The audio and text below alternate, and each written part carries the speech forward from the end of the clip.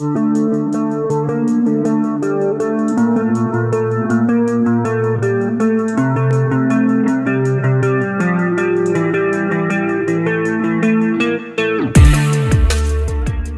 introduction to synaesthesia.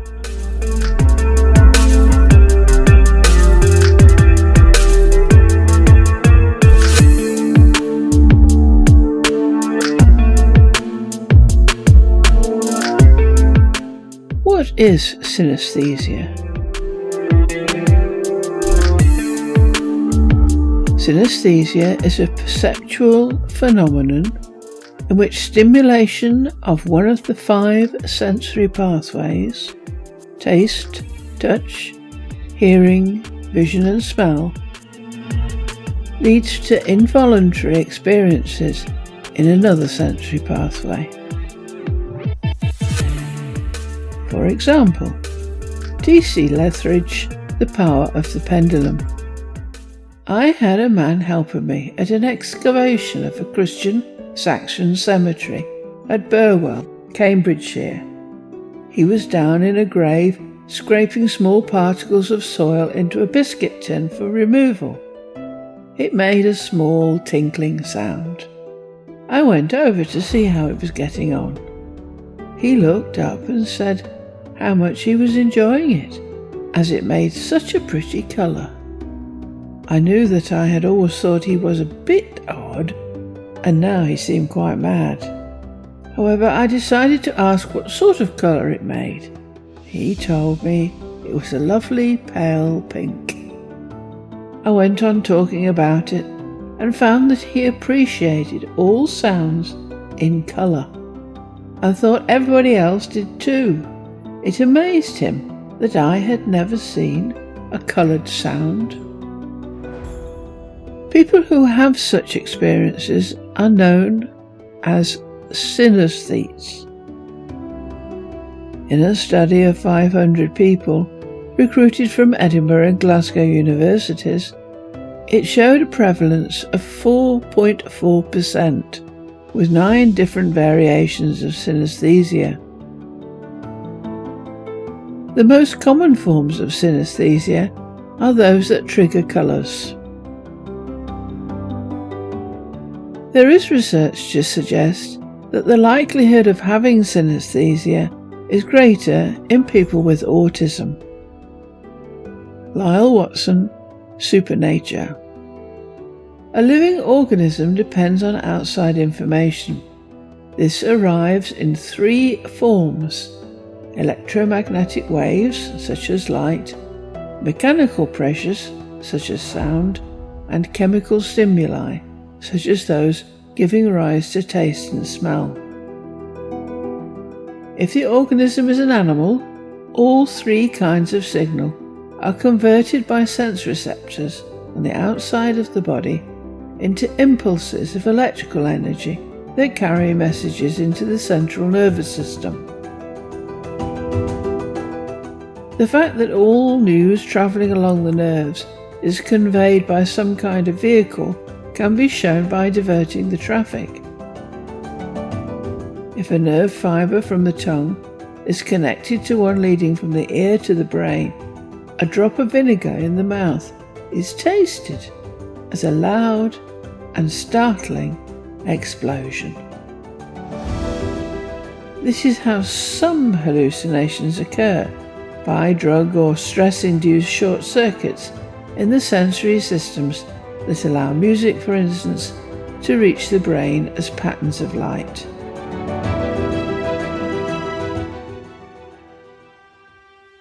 Navigating allabout.heaven.org to obtain more details on synaesthesia.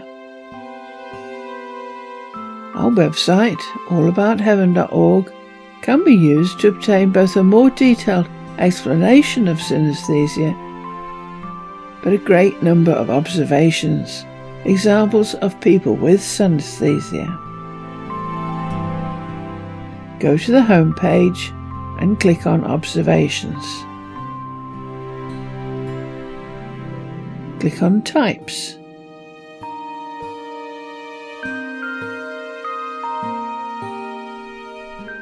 Now click on Synaesthesia.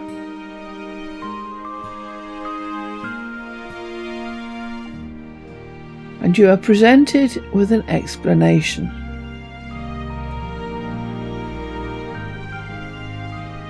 And if you scroll down at the bottom,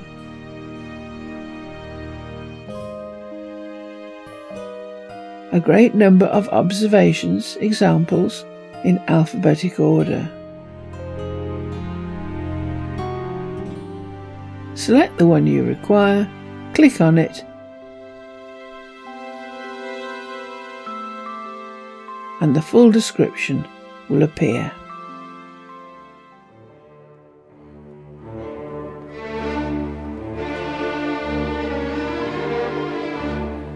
Notable synaesthetes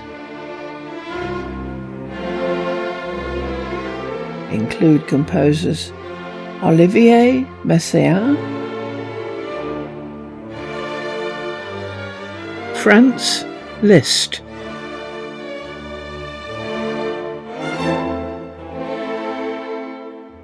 Jean Sibelius,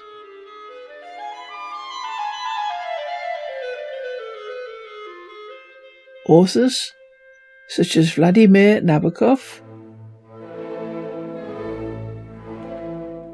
who wrote Lolita,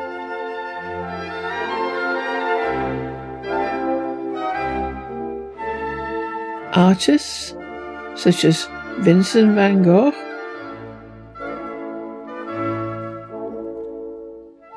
David Hockney,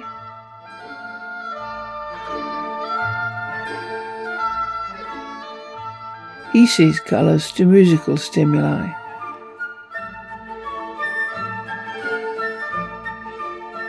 Vasily Kandinsky, whose abstract paintings were his experience of seeing music in colour, line and form. His 1911 work, Impression 3 Concert, was inspired by a concert in Munich at which he heard the music of Arnold Schoenberg. Then there are musicians such as jazz legend Duke Ellington, and even, it is said, Marilyn Monroe.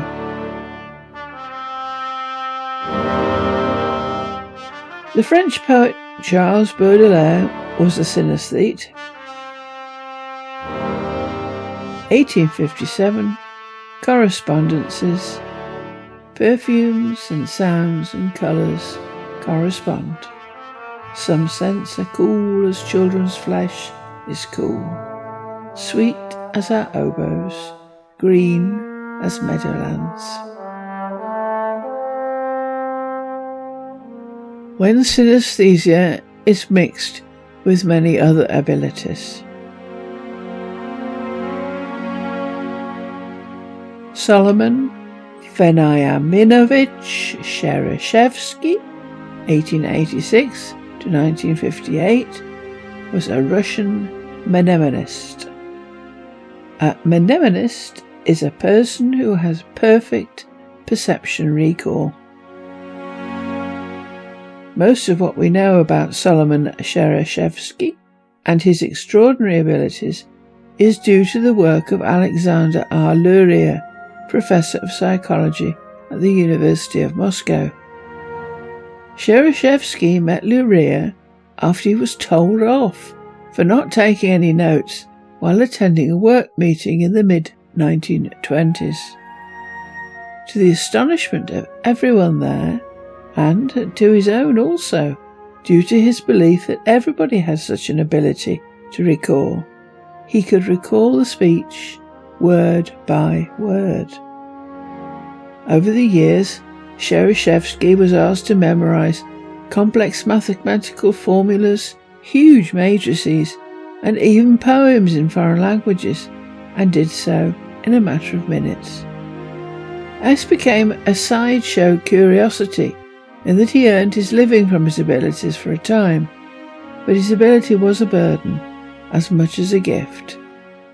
To make matters more complex, Luria found that Chereshevsky also had synaesthesia, in which the stimulation of one of his senses produced a reaction in every other.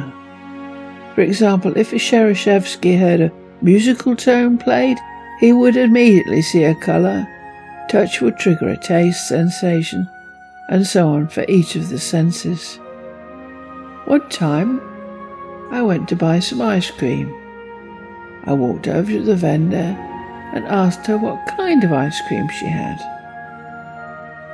Fruit ice cream, she said. But she answered in such a tone that a whole pile of coals, of black cinders, came bursting out of her mouth, and I couldn't bring myself to buy any ice cream after she had answered in that way. The images that his synaesthesia produced aided him in memorizing. For example, when thinking about numbers, he reported, this is in Professor A.R. Luria, The Mind of a Mnemonist, take the number 1. This is a proud, well-built man. 2 is a high-spirited woman. 3, a gloomy person. 6, a man with a swollen foot. 7, a man with a moustache. 8, a very stout woman. A sack within a sack. As for the number 87, what I see is a fat woman and a man twirling his moustache.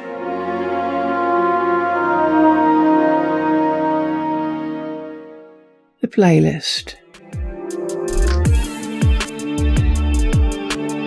The observations on our site are principally from the past, old books, case studies and so on. But the playlist provided with this video has more modern day examples, usually described by the person themselves.